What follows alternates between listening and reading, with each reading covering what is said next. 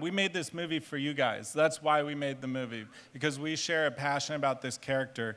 As we all know, he's a much darker character, and I think that's what distinguishes this movie. Unlike other Marvel films, this is a much grittier, grounded, complicated character. There's no one more perfect to play Eddie Brock in Venom. But for me, as a huge fan of Tom, I love pretty much everything. No, I can say officially everything he's been in. So when I heard he was excited about playing Eddie Brock in Venom, it was like a dream come true. There's just, for me, no one more exciting to watch on screen. He just brings so much complexity and depth to every character he inhabits. There's a danger and a complexity. And with what's unique to this character is just that duality between Eddie and Venom. And watching what he does with everything he inhabits, he just elevates it to the next level. So it was a dream come true to find out that he was interested, and it's been an absolute pleasure working together on this film. Venom is by far, like, for me, the I don't want to upset anyone, but I think he's the coolest Marvel superhero that there is. I just like the way he looks, first and foremost. Then also there's my son, and he's a massive Venom fan, and he was a very strong influence on me as to why I ought to play Venom specifically. I read the script, I fell in love with the character, and it's a double act, so there were two characters that I'm playing, and I'm a bit of a geek about acting, so I wanted to play. I did a film called Legend, where I played two brothers. Oh, thanks.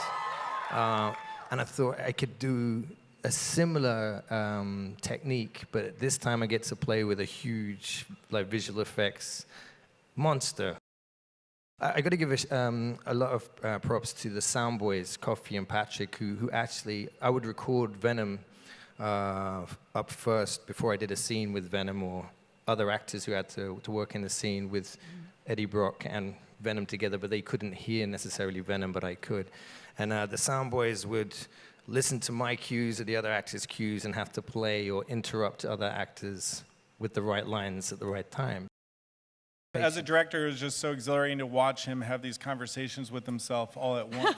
I mean, seriously, because he is two different beings are occupying him, living in his head simultaneously, and the way he's able to be interacting with Riz in a scene, but also reacting to Venom, who's talking to him in his head, at the same time just watching at the monitor. It was just, so fun to see the way he was able to create this world. He's an anti-hero, so he'll figure on a goal, and he'll do whatever he has to do to get to that goal, even if that means going around the outside and doing some naughty or bad things to get there. He kind of finds his perfect opposite partner in this huge, great alien beast that arrives and lives rent-free in his body. and no one will believe him that it's there. Carlton Drake is a genius, a billionaire, an inventor, and he's made a lot of scientific breakthroughs in his time. And at this point, the Life Foundation, which is the organization that he founded, is trying to answer the question of what does the future for humanity look like? Because planet Earth is almost done. As you saw in the footage, it's like we're on the brink of ecological and environmental collapse. So he thinks probably we've got a future in outer space. So it's in exploring that he comes across the symbiotes. From Carlton Drake's point of view, he's really trying to do right by humanity, trying to ensure we've got a future. It's just that old saying, sometimes to make an omelet, you've got to break some eggs. Michelle is awesome. I wish she was here now, actually. She would love this. She's a brilliant actress, and through and through.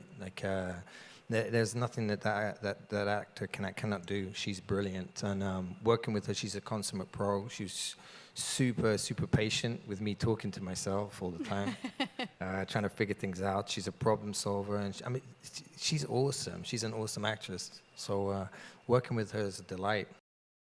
She just brings such a warmth and humanity to the character, but she's really strong. I mean, as people remember from the comics, Anne Wang is a really strong character. And I think Michelle did her justice as far as just being, a worthy adversary to Eddie Brock. If Riot's an adversary to Venom, we can say that Anne is a worthy adversary to Eddie. Jenny Slate, who I'm a massive fan of her as a performer and a comedian, she plays the lead scientist at the Life Foundation. So it was interesting because, I mean, I think she's going to be a real discovery for a lot of people in terms of the kind of role she plays. Here, she brings a lot of soul and warmth and humanity to this character, to this scientist. But in between takes, she just had us in stitches. She's so funny. She's just, I mean, I just really want us to be able to leak the footage of behind the scenes of what she was doing between takes. I think we can all agree it would be pretty amazing to see Spider-Man and Venom face off in a film. And I know I can speak for myself when I say that I'd be really excited to go see that film. So I have to think that the studio is thinking the same way, and that at some point down the road, they're going to run across each other's paths. Tom Holland recently said that out of all the characters in the Marvel's universe, the one that he would most like to face off with is Venom. So, how do you feel about that? Who, me? You ready to go face to face? What toe to toe with Tom Holland? Yeah. I'll have a go, yeah, you know. Well, you gotta have a go, ain't you? Yeah, no, he's an awesome actor, and I'd love to work with him, and I love Spider-Man. So, but you know, who knows? Big round of applause for our panelists. Thank you, everybody from Venom. Thank you guys so much. Thank you. Thank you to all our panelists. Thank you guys for joining us here. Have a wonderful rest of your Comic-Con.